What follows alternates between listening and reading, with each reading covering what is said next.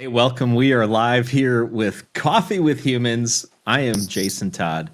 My honored guest here today is Hugh Creasy. His wife, Lynn, was on just a couple weeks ago. Luscious Lynn. I go with Luscious. Luscious Lynn. Listen here. Keep it down. The thing that intrigues me most about all these Zoom calls that people get on is they make up these fake backgrounds. And I remember when Lynn got on here, I was like, okay, level with me. Is that a real boat? And yeah, it is a real boat. What's up with that? Boat. I actually I decided to sit somewhere different in the boat, so you got a different view today, rather than our traditional. Yeah, it's a new spot for me. Yeah, you've got quite the background. We live on a boat, big windows. That's what we like. Big windows, lots of light. I never talked to Lynn about this. What's the deal with it, like swaying? Does it sway, or is it pretty even, or how's that work? It can sway. It all depends on the conditions, right? So we're anchored. We're docked in a marina. It's a big marina. It's well protected. Sure, if it blows 30 or 40 knots, the boat moves around a little bit. But Lynn always says it's sort of like a big waterbed. Yeah, I grew up with my dad had a sailboat. He had like a 27-foot sailboat, and I remember going out tooling around some lakes not far from here. And once or twice maybe more, I don't remember, but once or twice at least we spent the night on a boat, and it's really pleasing. There's just there's a gentle rocking, there's a little breeze. Yeah, I love it. It can be very enjoyable. There's also the other end of the spectrum, but we don't need to talk about that. Yes, I'm right sure. Now I've got Lynn conned into it, so let's just stay there. Right. Here's all the ways it can go bad. They don't tell you that in the manual, though. I bet they're just like, don't watch videos on YouTube about everything that can go wrong on a boat. You'll never leave. Right. I started rock climbing years ago, and and then shortly after started watching all the rock climbing fail YouTube videos, which was like, oh, that can happen. Maybe this is a bad idea. What was the movie that came out a couple of years ago where the guy scaled? I think it was El Cap, free. What do you call it? Freestyle or without rope? Yeah, he free climbed El Cap. His name is Alex Honnold. That's right. I can't remember the name of the movie. Have you done El Cap? I have Are you not. that kind of climber? Okay. No, no, that terrifies me. So I had never heard about El Cap. I mean, I think I'd been to Yosemite as a kid. You know, kind of grew up in San Francisco and definitely on the West Coast, but at that time in San Francisco. And as I became an adult, I was aware of El Cap, but the first time I ever really realized people climb that, and that it's a long trip. I mean, you spend overnight going up. A lot of people spend overnight going up. And this guy went up in 4 hours or something. But a friend of mine who was into climbing, her and her boyfriend used to climb halfway up and then drop acid. What? In their hammock. Stop it. Story sounds goes. like a terrible idea. Yes. Now, truthfully, okay, I'm going to level with you, Hugh. I've never had acid, but I've seen people who have. I know you're very quiet on this matter. That's fine. No comment. We don't have to dig up the past.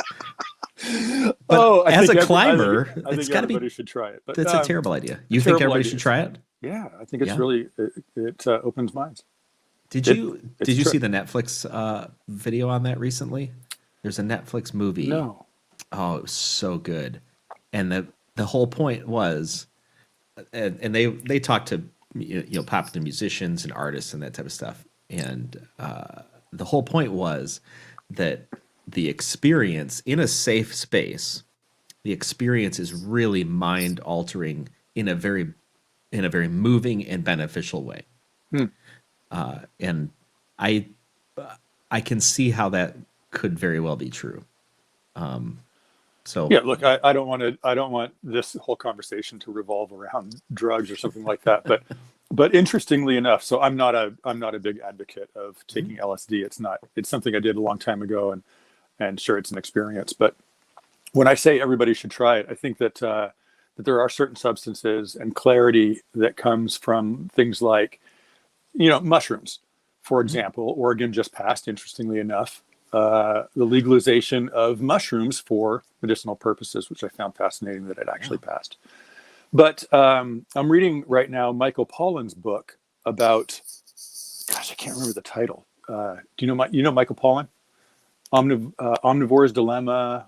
Okay. He's in a few different books. Anyway, he talks about the benefits, the science behind the benefits of some psychedelics, and magic mushrooms being one of them. And the opening to the book, we're not going to talk about psychedelics this whole time, but the opening of this book talks about the benefit of being able to reduce your ego or eliminate your ego while you are tripping on magic mushrooms, and also that you change the routine of your mind. You get out of the ruts. So the topic that we did want to talk about was travel, and he relates. Nice segue, right? That was really slick. Smooth. He relates travel to having the similar effect as someone consuming magic mushrooms for the purpose of disrupting one's patterns and routines in their mind. Because when you travel, of course, you have to go figure stuff out. Yep. Yeah. That makes absolute sense. They talk about it also in terms of routines and habits, that children who are learning to be potty trained, one of the best times to do it is when you go on vacation, because their normal routine is disrupted. Their circumstances are disrupted. They don't have the corner of the room, where they stand and tell you that they're not going to the bathroom. Right. That's right. Interesting. I've never heard that philosophy, but I like it. Yeah, it's totally Makes true. Sense. We tried it with our kids. It was very successful.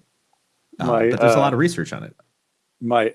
Our eldest, will kill me for telling this story, but we went, we as a family always did a lot of travel and backpacking. I mean, as a young family, we didn't get to travel overseas a lot, but we did a lot of local travel, and a lot of that was by car. And I had a pickup truck at the time, and our eldest, Jamie, had to go to the bathroom, and she was, I don't know, 2 years old, right? So she had one of these little colorful porta potties. Well, it was in the back of the truck, and we're on the side of the freeway. So we dropped the tailgate, stuck the porta potty on the back of the tailgate, and she's sitting on this thing, waving to traffic as it's going by at 60 miles an hour on the side of the freeway. That's awesome. So not home environment, not exactly traveling either, but right. Same sentiment. It's true though. What you're talking about with these things that disrupt beneficially our mind, whether it's chemicals, substances, that now a great amount of research is starting to be done on some of these mind-altering chemicals and how they can be combined with psychotherapy to great effect, vastly exceeding traditional, psychotherapy for things like PTSD and that those issues that are really hard to deal with. Where, like you talked about, there's a pathway through the brain that is carved, because that's what our brains do. They carve pathways, and we just keep doing it. Like you say, those chemicals disrupt it. Yeah. And then, travel and pursuing passions and that type of stuff, very similar, because you get outside of your normal circumstances into an area that you have to figure something out, which I like traveling to new places and then staying there for a period of time, because that, I think, allows you to acclimate to that environment instead of just like dropping in and then boop, gone with no personal effect on yourself. It seems like you're similar. Check the box. I saw Ecuador. Check the box. I saw. Yeah. I know people who travel like that, right? I think different people have different travel philosophies, and I know people now who are, I'm on my 38th country or whatever their hit list is. Yeah. And I certainly have a short list of places I'd like to see, but like you expressed, I think the experience is what I'm more interested in when I travel. So fewer places, I will have to admit, I have compressed a lot of places into some short trips, but generally I would prefer to go experience a place for a long time and fall in love with it, experience it like a local. Exactly. That's part of what the boat is about. It's not exactly we get to go experience a place like a local. However, if we took our boat, let's say to Tahiti, hypothetically, could be in the cards. Lynn, watch out.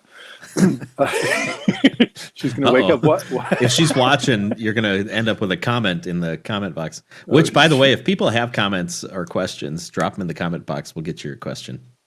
She said she might join. All right. That is sort of the plan, though. The plan is to go do some extensive sailing as our careers come to a wind, and we want to go do more travel. But what a great way to go do it. So my point was, you don't get to necessarily experience all aspects of a place like a local. However, you also get to go home every night. So our boat is our home. So how great is it you can go to experience a place in Mexico or places in Mexico or around the world and still go home every night? And it's an amazing combination of like home comfort and travel at the same time. So provided you actually get off your boat, go ashore, and experience local culture, you get to experience that aspect as a local and get to really know places because you're not in a hurry. You're not bound by the same constraints. Money is not such an issue because you're staying in your own home. So you're not paying for hotels and transportation and lots of different facets. You cook at home if you want. Yeah. I think that's super important. There's you seem to be kind of a research-oriented guy in some ways.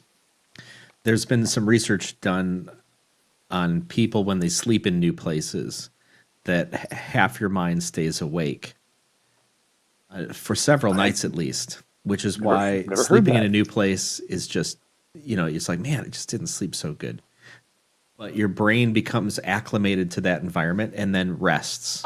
And so moving from location to location never allows your mind to rest. Whereas if you, like you're talking about, you come home every night, that's your space, your brain is ready to rest, which then makes your days even more valuable. That's a very interesting philosophy. I've never heard that, but I'm going to look that up. I have no references to cite. But I heard it. Did you find it on TikTok? Is that what you heard? Is that where you got it? Yeah. They were like, your brain never shuts off. And I was like, swipe. That's a different app. Oh, sorry. I don't. Right. Exactly. I don't know if you swipe. How do you know that? Not. I don't know.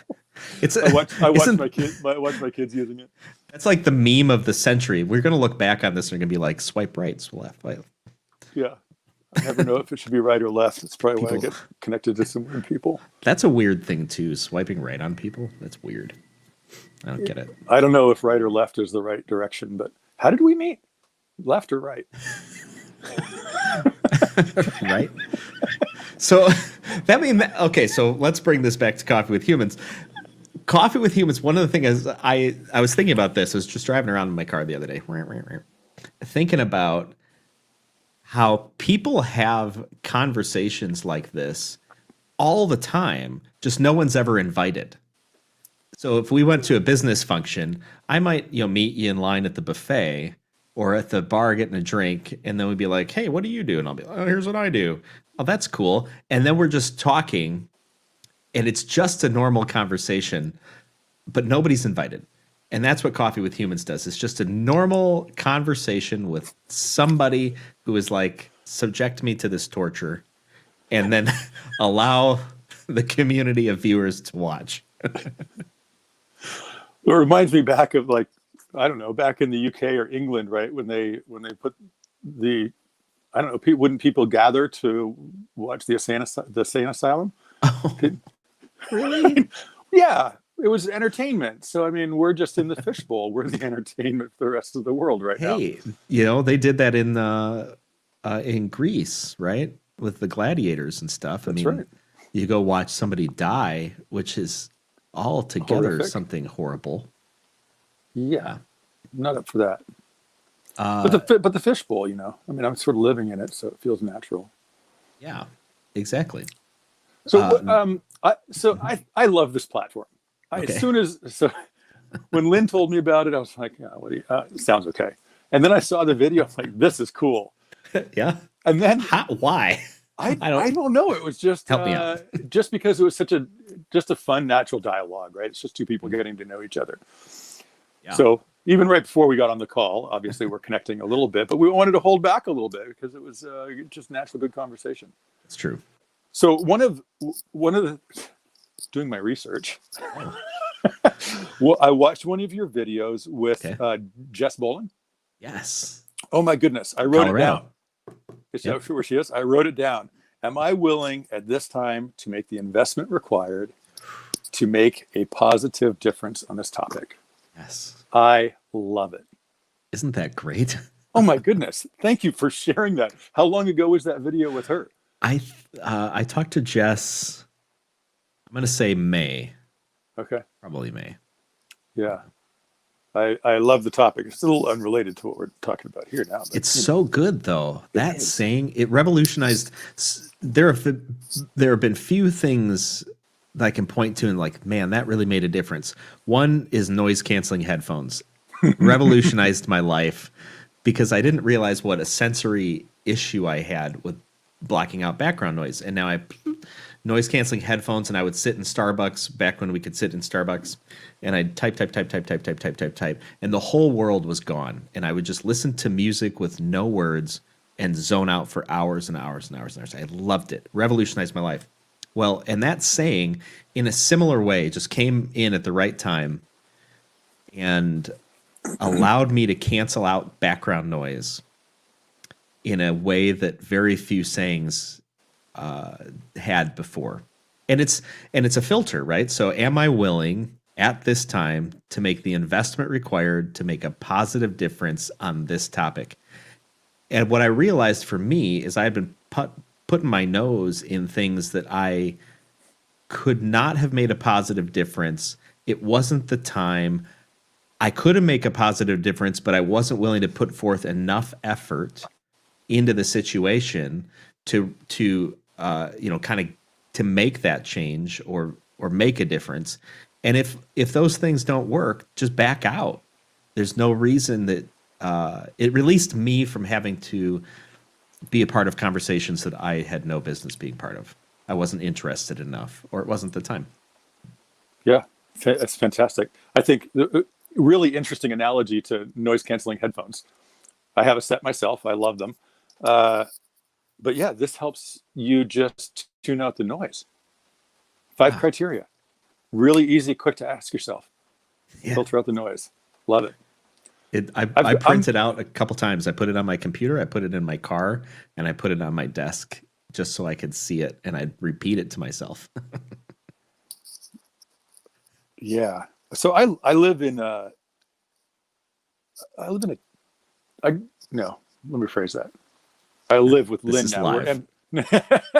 We're empty nesters, so I don't live in this environment, but lived in for many years this environment.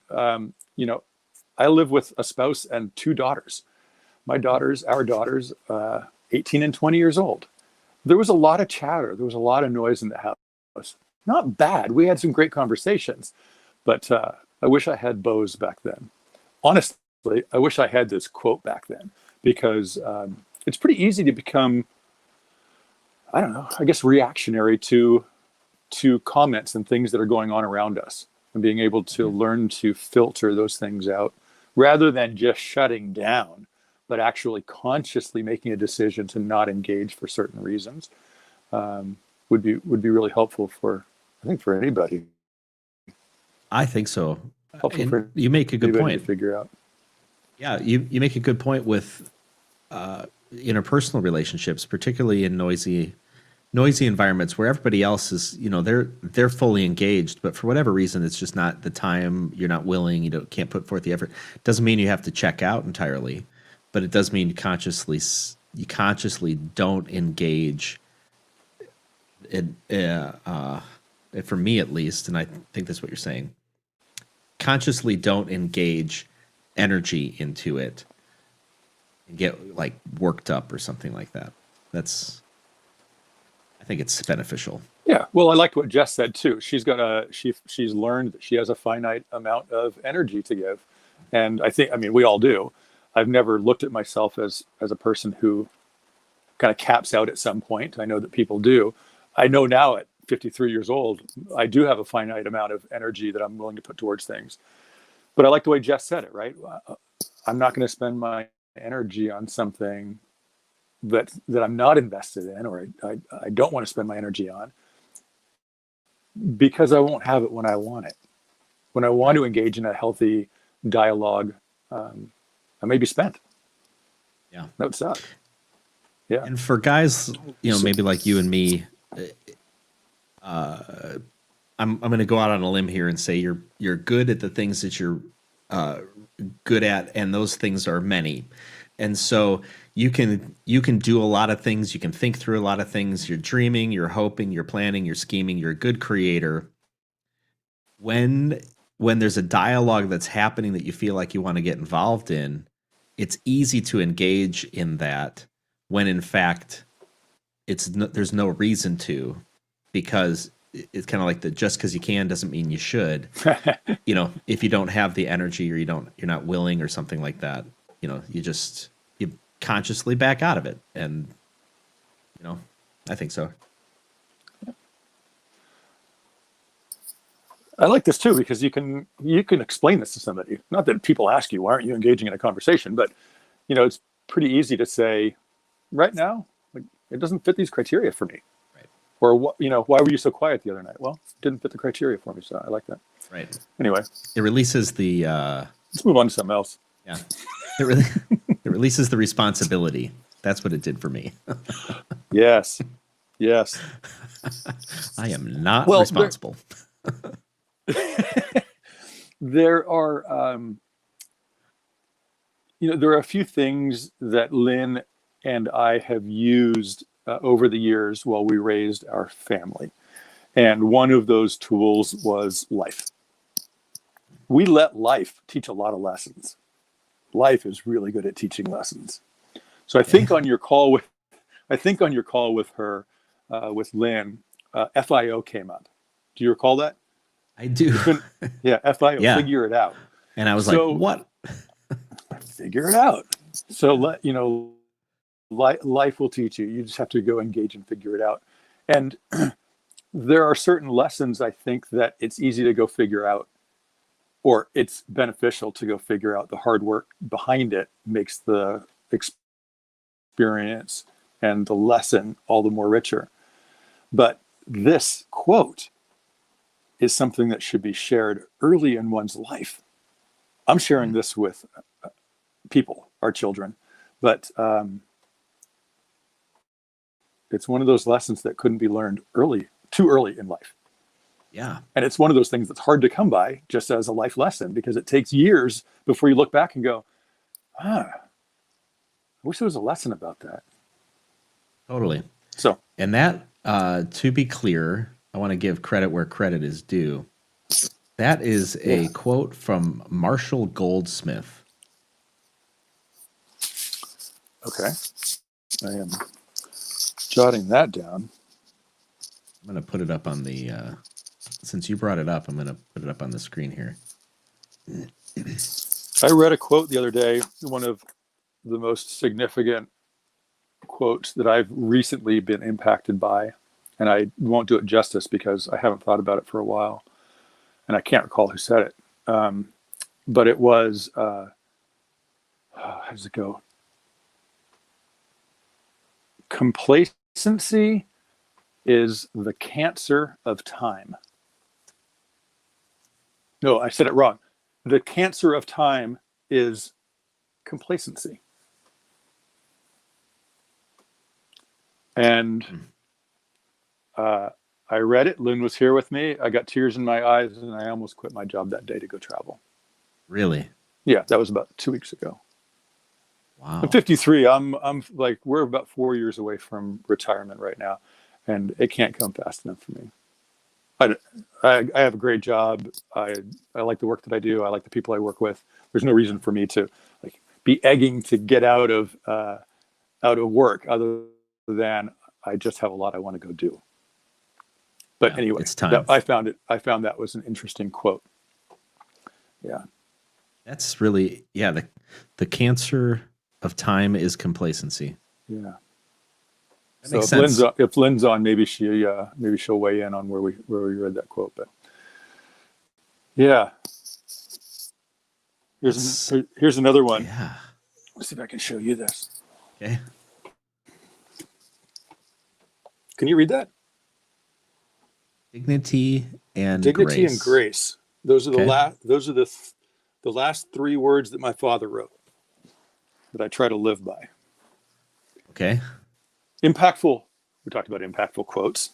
My Yeah. father passed last year, and he wrote some kind words to his family before he departed for the hospital on his way out, and those were the last three words that he wrote: to embrace life and the challenges that we face in life with dignity and grace. So that's another impactful quote from Mike Creasy. Yeah. That's awesome. It's those principles I find that that lend direction, right? It's kind of like the compass. You know, in your boat, you're out at sea. The compass is invaluable sometimes because one direction looks the same as the other. And, if the wind isn't blowing, who knows where anything is at. And you've got that compass. And I think those quotes are kind of like a method to, hey, I feel like I'm off track. Oh, wait a second. I know I'm off track. I got to bring myself back on. It's kind of like aligning ourselves to some sort of grander principle. Yeah, I like that.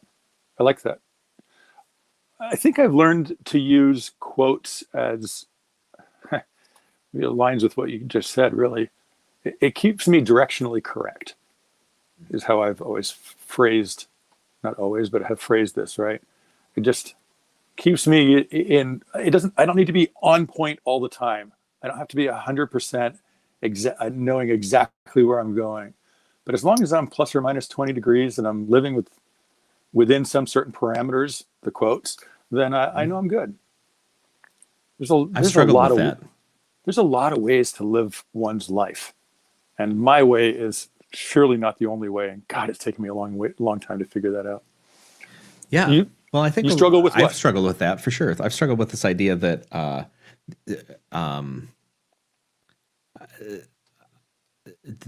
not being correct, right? So just doing something and being okay that that didn't work. And I read something from somebody where it's like the majority of decisions you can actually just take back. There are some you can't. Some are disastrous. Some are really intense. Some are life-changing, life-altering, irrevocable.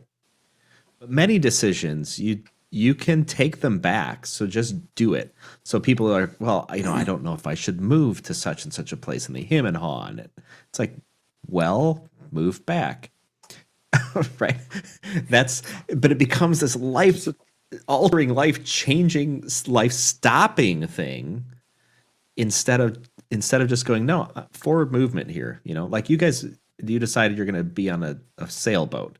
If one day you decided, you know what, enough of the sailboat, presumably you just go back to land.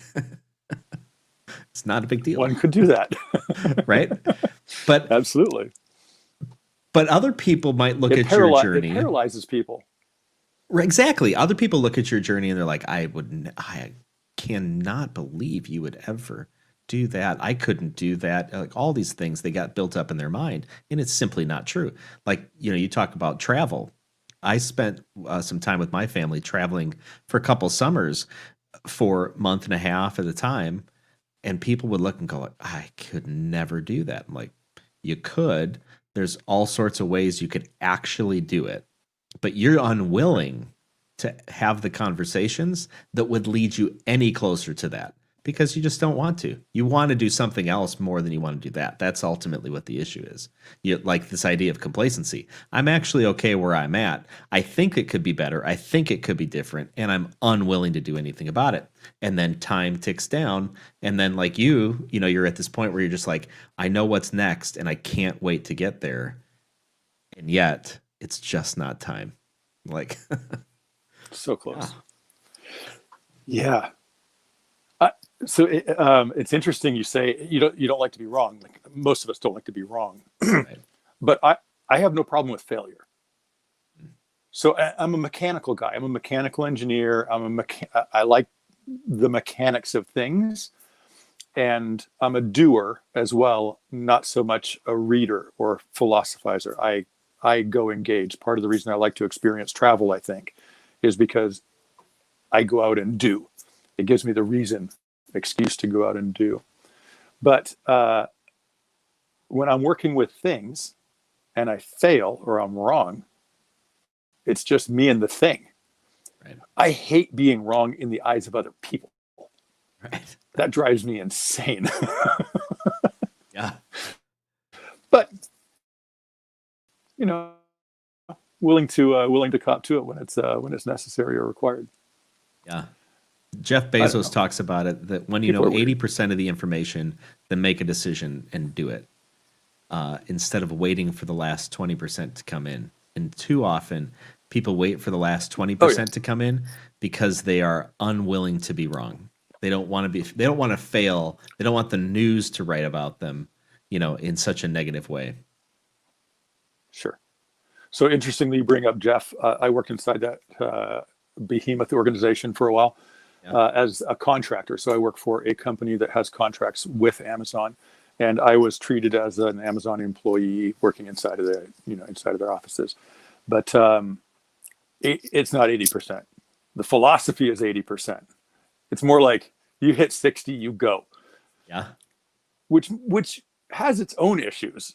If you're making decisions based on 50 or give it 60%, you might be going the right direction, but you're so close to that hairy edge. There's a lot of churn associated with redoing and figuring it out. And I don't disagree with the philosophy of it. You don't need to wait until you have all of the answers to move forward, but there's such a fast pace there, and there's so much that people are trying to demonstrate so quickly to demonstrate their value, I guess, to the organization, that people are really shooting from the hip. Gotcha. In a lot of cases, at least in the part of the organization that I was in anyway. Yeah. No, it makes sense. Yeah. You're right. It could become a feedback loop, and all of a sudden you're just like moving to move. Right. Yeah. Well, we want to give you a quick shout out here. Lynn apparently is agreeing with you that you are far from complacent. Look at that hair. Is that you? Who are you talking? Lynn. Oh, Lynn. You see the picture on there? No. Oh, you're on your small phone.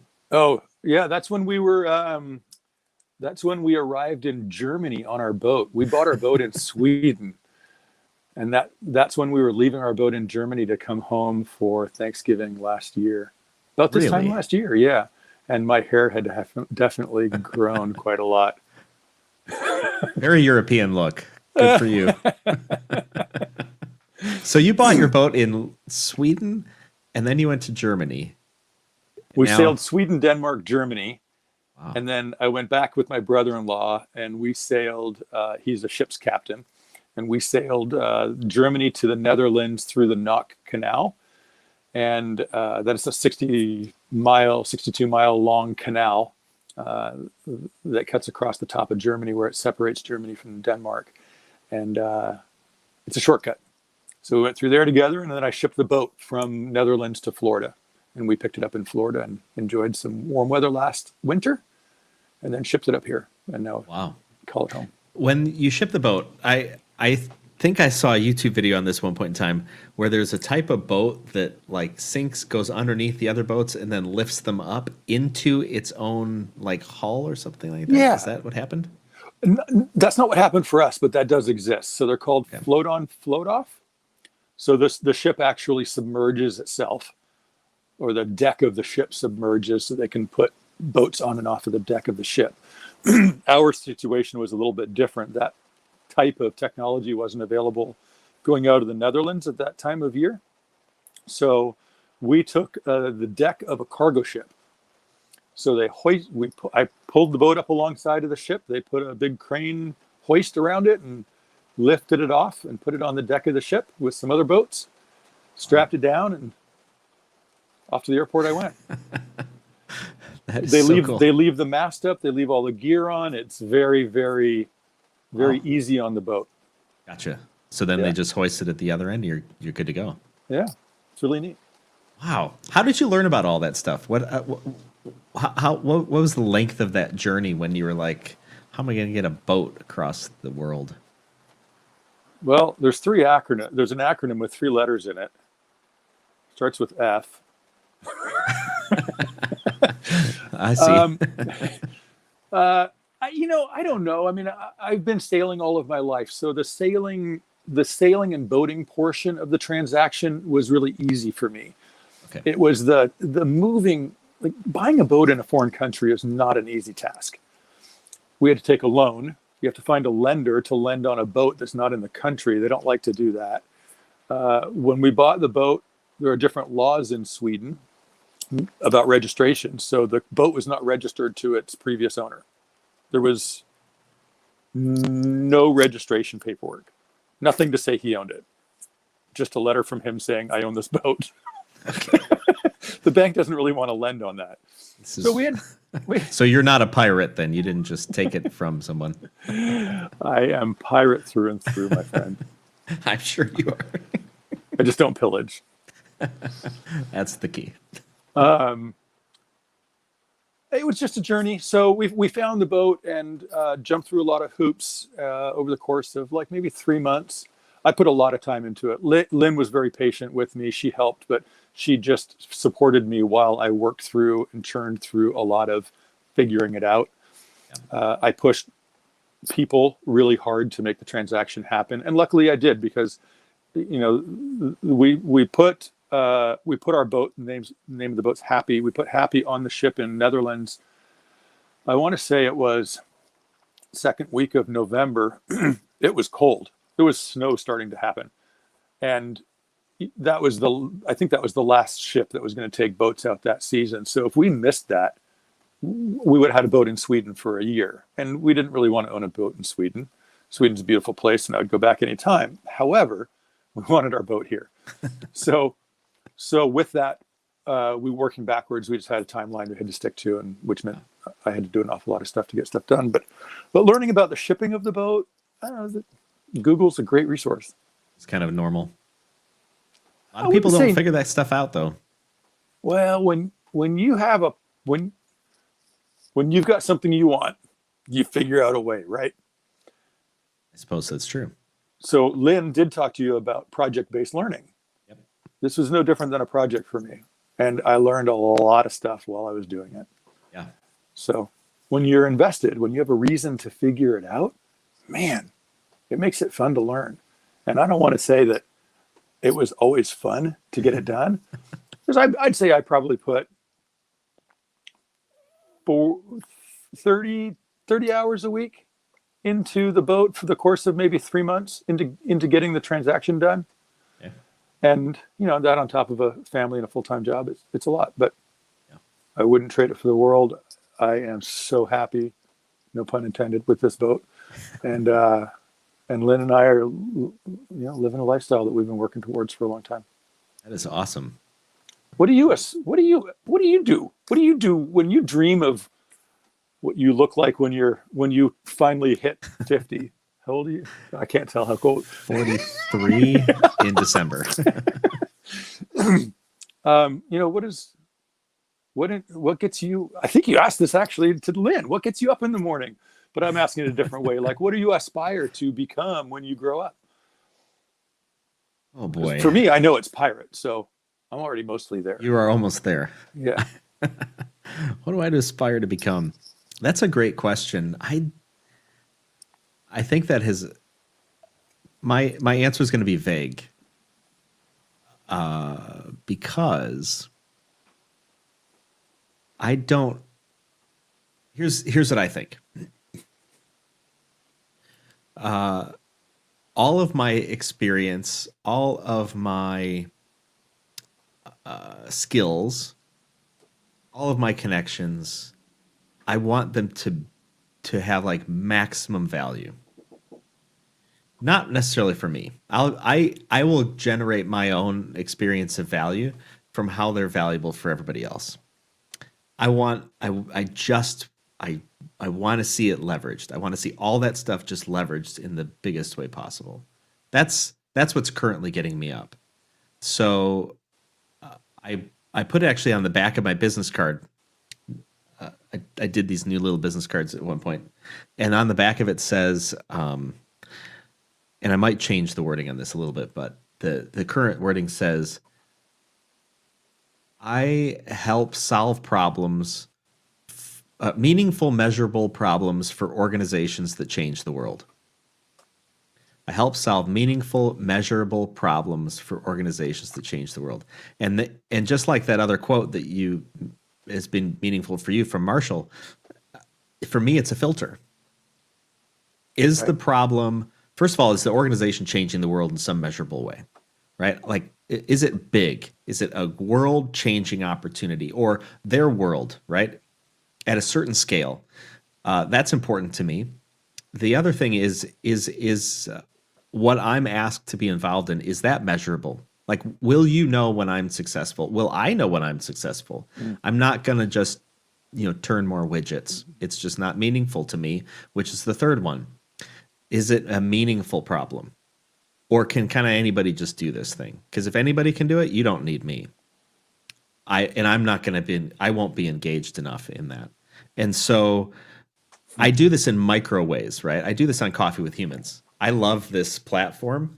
It's been very meaningful for me, and like your feedback, you love it too. And I'm a little amazed because I'm just amazed. But if I approach it this way, that for whatever reason this happens, when every time somebody's come on Coffee with Humans, it's a great time. I've never had a bad call. I expect I'll get one at some point in time, but I figure I'll turn it to a good call.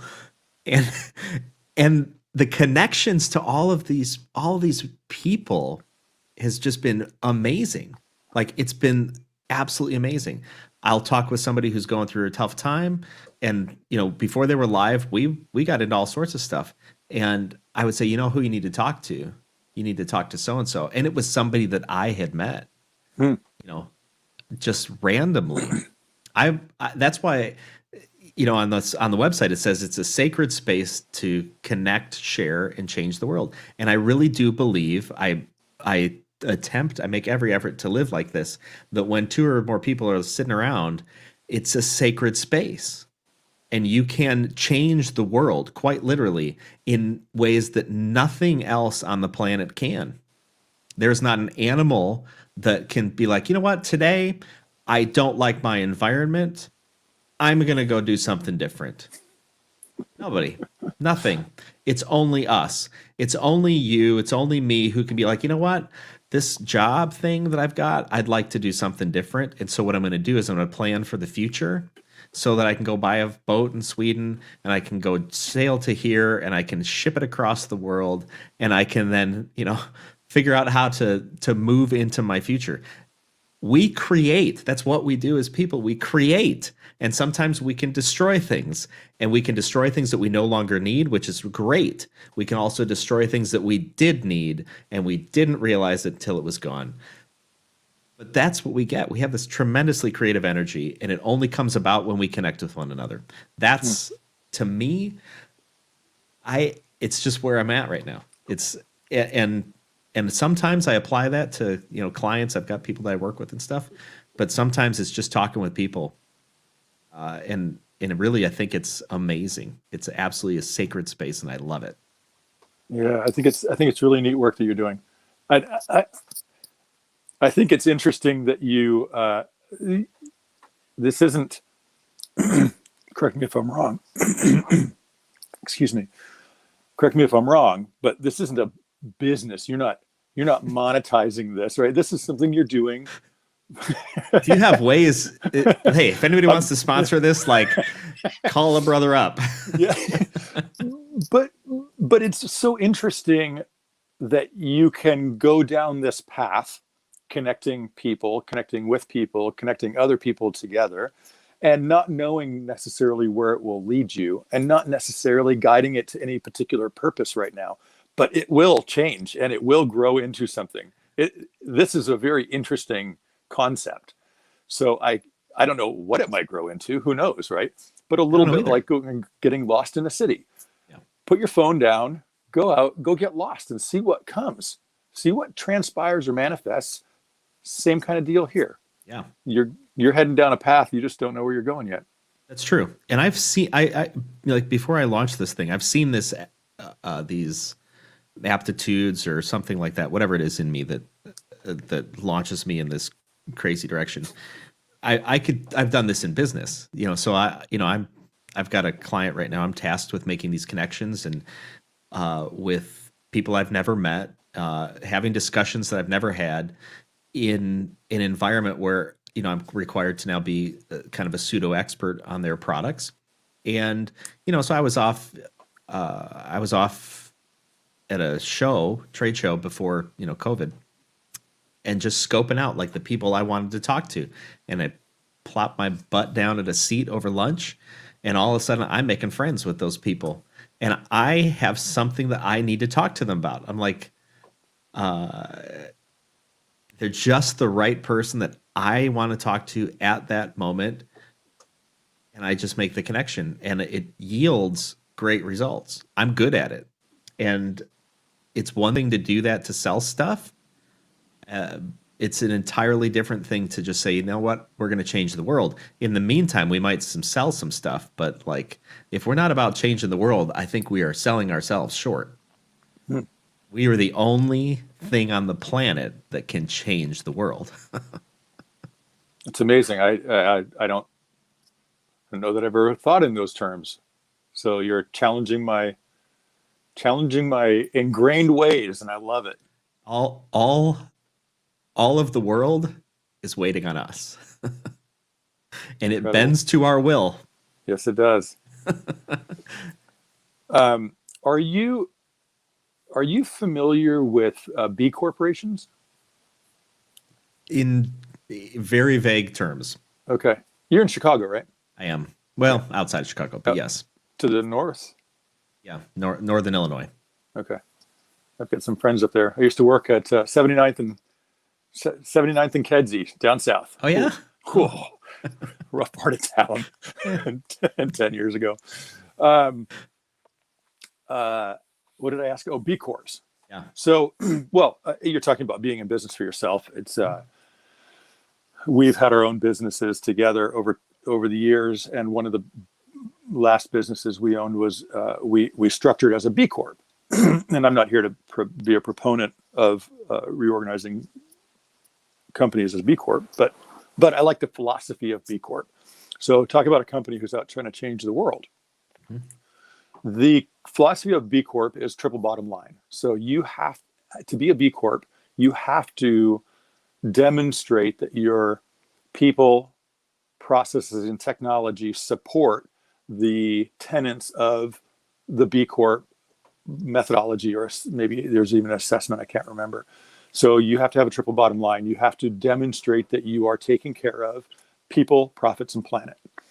Or you have this bottom line that's focused on those three. So you have to give away a portion of your revenue. It has to be donated. You have to take care of people in a certain way, giving them time off and time to volunteer, and a company's not just focused on its profits. Mm-hmm. So I really like that philosophy. I'm seeing more and more companies now, the B Corp logo is on those products. And it's interesting. Now I'm realizing, it's becoming mainstream enough that I can actually vote with my dollars, if you will, mm-hmm. shop with the intention of supporting those types of businesses. And although it's maybe not as grand as you're proposing, changing the world, we can all do a small part in Yeah. making a difference. Absolutely. That does change the world. Every individual will change the world. You know, it's a great river is redirected by every little grain of sand. It just takes enough of them building up. That's another good one. I like talking to you. How many people have you ever had on here that you've had on more than once? Only a handful. You're welcome to come on. Dang, I thought it was going to be your first. Again. Uh-oh. Stop. Come on, keep it clean. Stop that. Keep it clean. Well, hey, before we were on, I asked if you like playing games. Yes. I'm trying something new. You seem like you're up for things that are new. Generally so. Okay. What kind of game are we playing? Well, I asked you to have a piece of paper handy, and I came up. We need a piece of paper. You need a pen, and I have a timer. Okay. So I'm going to set the timer for Don't 10 do well under seconds. pressure, especially 10 seconds of pressure. Come on. I believe in you. You're one capable dude. I think. I don't know. I really don't, but I'm guessing. Oh. All right. So I've got my timer seconds. here. Right fast? Okay. It's going to be 10 seconds, and then we'll be able to hear it when it goes off. I'm going to pull up a random animal name. Okay. It's just going to be a random animal. I don't know these either. I'm legit just clicking a button for random. Why did they do that? Why is it randomlists.com? Just call it random. Randomal. That's great. Randomal.com. I am a domain hoarder too. I should buy that. And what are we going to try to accomplish in these 10 seconds? You're going to draw the animal. Oh, goodness. That's a terrible idea. I know. I didn't say I was good at this either. We're just going to do it. So we're going to try. We're going to try it. And then you have to show your picture to the camera. I figured that was coming. That's what we get to do to embarrass you. I'd like to. No. I'm not going to be embarrassed. Good. Me neither. I want to add. You brought the challenge. I'm adding to it. Oh, okay. I didn't say you could add. Too bad. Is this my show? Hey, I'm your guest. You're not allowed to lift your pen off the paper. Oh no! Okay, right? I love it. Okay, that is a great ad. Man, you're such a good guy. All right, tell Lynn. Yeah, she knows. Okay, she just forgets. 10 seconds. That's okay. That's not. Oh, long. but I have. Ooh, here's my intro for it. Watch this.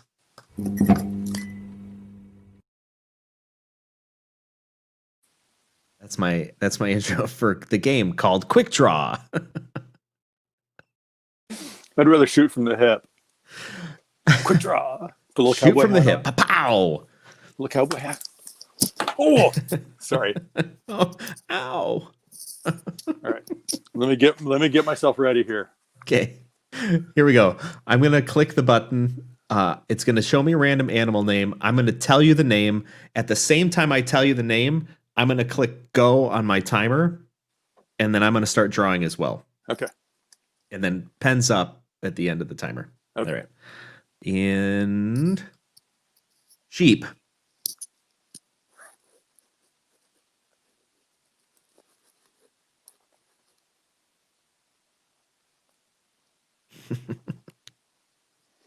Oh, 10 seconds lasts longer than I thought. I know. I'll make it 5 next time. No, 10 was good. Okay. Here's mine. Down a little. Nice sheep. That's not bad. Yeah, New Zealand quality right there.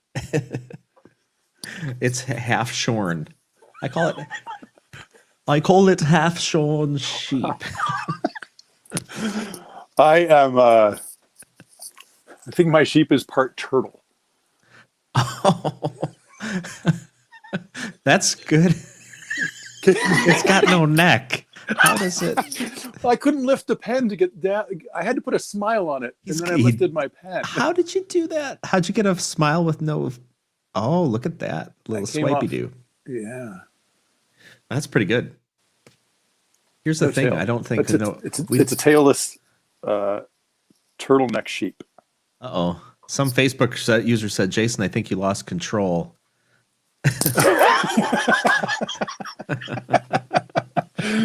I never had control. It's fine. And then pretty snappy. Hey, we're getting some feedback from these. This is good. Loving it. All right, one. Let's see. Are we going to do another one? Oh, okay. We should do this again.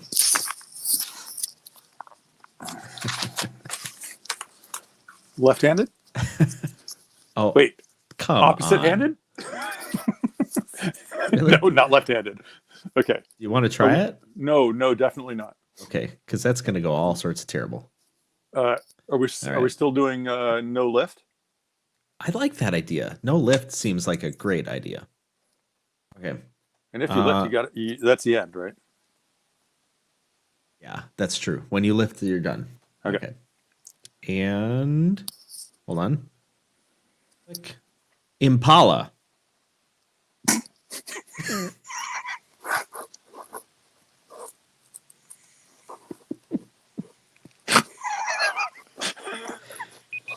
Oh, that's it.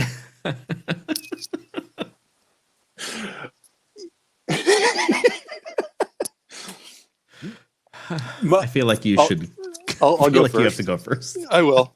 I'm going to preface this with I didn't know that impala was an animal, so I had to go with what I. Come on. That's what the hell is an impala?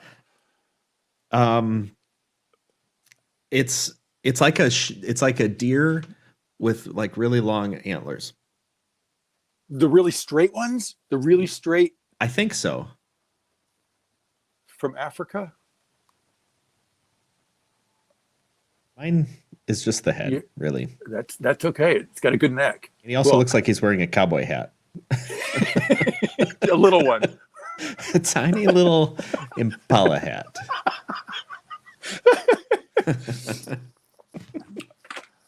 All right, one more. Sure. Okay. This time pick a real animal, would you? Your other option was newt. At least I know what that is. Exactly. We should pick bacteria or something. Viruses? Viruses. Yeah. All right, here we go. Click. Blue crab.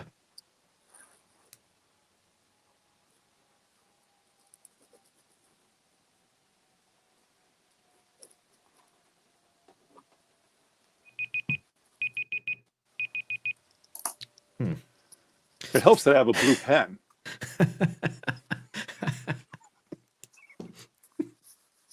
Come on. I don't know. What? That's my blue crab. That's pretty good. I like the whiskers. It looks. Those are the feet. I know, but they look like whiskers. I don't know, what is it. It doesn't look like a crab at all. Well, it's got little crab claws. I'm just going to tell you, you win this round. You just like swirl. Huh. I don't know why I had to draw the ground. Yeah, don't waste time drawing the ground. Then I had to backtrack to get to the crab. Like I could have just drawn the ground. Okay, lightning round. One more. Okay. All right, fine. One more. All right. Since you're not running the show anyway. I know. I agree with whoever said I lost control. That is totally true. All right. 1, 2, 3. Click. Buffalo. Oh, shoot. Oh. Oh, gosh. No. Okay. That's it. It's over. I feel like that was a fast 10 seconds. That felt pretty short. Okay. I think you're up. Whatever well, that that's is. pretty good. He's standing in air. I am struggling to figure out which is the head. It's the part with the. That's nice.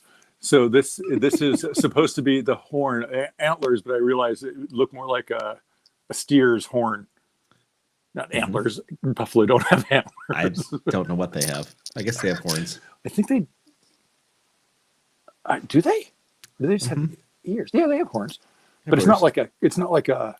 It's not like a steer's horn. Well, maybe it is actually. They're good eating one way or the other. Go ahead. How'd you do? Really well.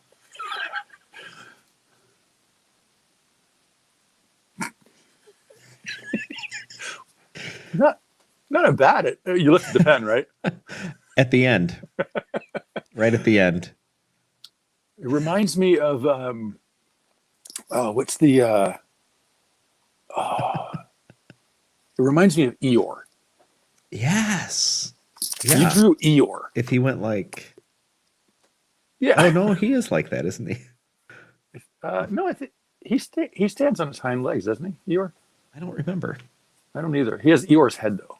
Eeyore's face. I don't know. I'll look it up. Yep, he's a cutie. Eeyore's a cutie. I like you. Oh, man. I'm gonna recommend everybody I know talk to you. All right. All three You should. people. Absolutely. Everybody should talk to me. Yes. Coffeewithhumans.com. Love it. You're gonna hear from some people. Yeah. Yeah. Well, fantastic. How often do you do these? Out of curiosity. I know our time's up, but I mean, I went to schedule it and it looked like you were doing, 20 a day, but no. It'll limit it to one a day max. okay. But I just redid the schedule this past weekend for only live shows. I'll do as many as people schedule. It's balanced out to do one per day every week if it peaks at that. See, when I was recording them, I got up to one or two a day early on. It was too much. Okay. So are you at capacity though? Are you doing one a day? Nope. No. Okay. Yeah. I have not turned on. I haven't. All right. I'm ready to though. Let's do it. Let's make it happen. Since And you I lost actually control, am looking. I'm going to turn the dial for you. Okay, great. And I am looking for sponsors because I think it would be good. We need a coffee company. You wait a second. You just broke your rule number one. One rule: no business, no advertising. You're right. I apologize for that. Let's see what we can do. We want to support you. This is great. All right. Well, Hugh, I'll talk to you in just a little bit, but for everybody else, this has been Coffee with Humans. You have managed to spend an hour with us talking about nothing. Good times. And yet something, and I hope everybody found some value off of that. If nothing else, take that game. Man, I think everybody should try that game with a friend. But not in a car. That's not a car game. Because the driver can't. Not for the driver. Driver can't do it. Yeah. All right. I'll see you soon, Hugh. Thank you. Go with peace. This has been Coffee with Humans. Subscribe to get updates or click to have coffee with me. coffeewithhumans.com.